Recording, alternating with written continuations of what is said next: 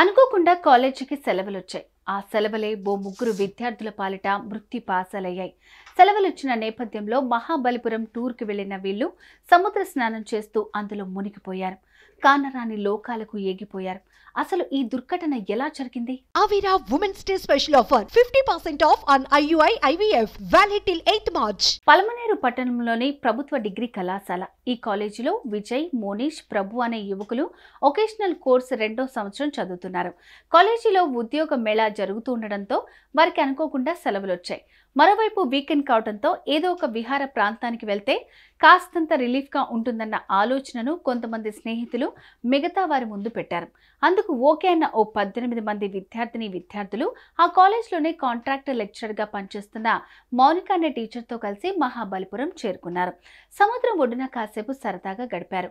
ఇంతలో విజయ్, మోనిష్, ప్రభు, యశ్వంత్ అనే విద్యార్థులు స్నానం చేసేందుకు సముద్రంలో దిగారు.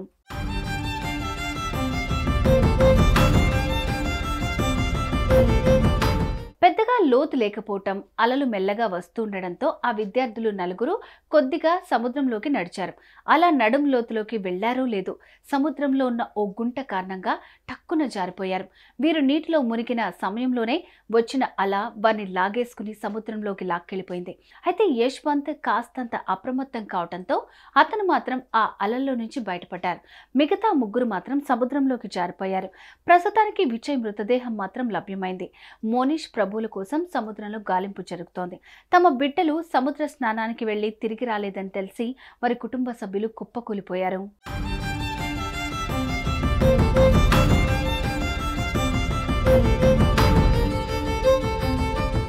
అప్పుడప్పుడు ఏర్పడుతున్న తుఫాన్ల కారణంగా పైకి ప్రశాంతంగా కనిపించే సముద్రంలో తరచూ పెద్ద పెద్ద గుంటలు ఏర్పడుతున్నాయి. కొంత దూరం పాటు కేవలం నడుంలోతు మాత్రమే ఉండే సముద్రంలోకి వెళ్తూ ఆ గుంటల గురించి తెలిసే అవకాశం లేక వాటిలోకి జారిపోతున్నారు. సరదాగా సముద్రంలో స్నానం చేద్దామని వెళ్లే ఎంతోమంది ఈ గుంటల కారణంగా బలైపోతున్నారు. ఈ విద్యార్థుల విషయంలో కూడా ఇదే జరిగి ఉండొచ్చని స్థానిక జాలర్లు అంటున్నారు.